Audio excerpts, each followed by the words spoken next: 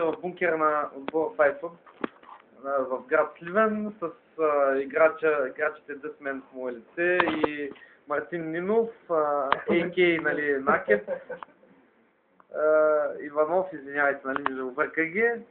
Набързо ще ви направим една интродукция за нашия играч и какво още може да кажем, да разпитаме за плановете и така нататък. Здравейте, господин Иванов.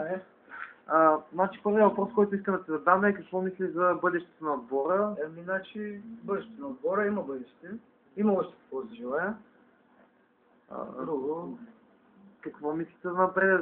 Ще посещавате ли лан турнири или... Да, първият ни лан турнир ще е в София на 7 януари. 7 януари? В Клуб Мания. Подготвяте ли се за него, само да питам? Личи си. Личи си, да. Да попитам друго, как се чувствате след като спечелихте турнира на Айтли? Много добре. Добре отзиви. Как го спечелихте? В смисъл, имаш ли трудни мачове или по-скоро играхте... По-скоро играхме като професионалисти. Да, и спечелихте без загубена среща. Какво мислите набързо за Джъсти, първият играч в отбора ви? Джъсти на моменти много стреля, много добър играч. На моменти духва се и това е. И отбора губи. Добре, за другия играч Мажин. Мажин стабилен играч, като цяло. Друго, стреля доста. Стреля е най-добрия в България. Да. Тарантула, лицевото на отбора. Тарантула е no communication. Няма комуникация с него.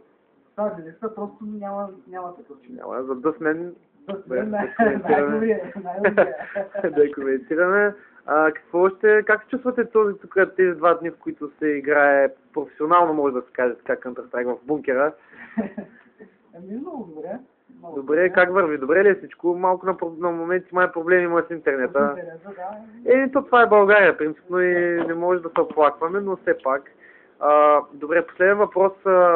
Какво мислите за едно бъдещо спонсорство от една голяма компания? Как бихте го приели? Много добре.